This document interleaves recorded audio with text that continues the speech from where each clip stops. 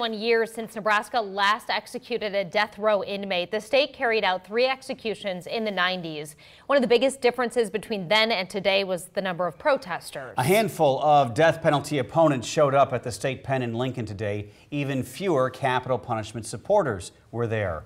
Reporter Andrea Braswell continues our team coverage. Protesters say the time of day and weather may be to blame for Moore's execution turnout. Either way, they'll continue their fight against the death penalty.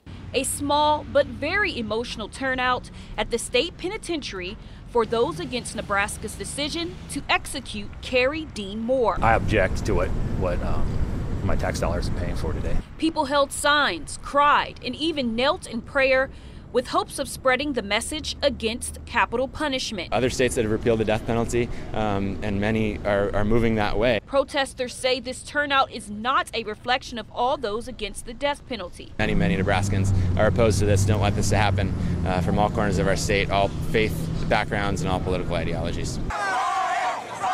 Protests of executions in the 90s drew much larger crowds. I'm tired of Nebraska killing folks. I'm tired of this. You teaching that killing is wrong by killing. I'm tired of that. Big crowds on both sides gathered outside the state penitentiary in 1994 for Harold Oltay's execution and in 1996 for John Jubert's execution.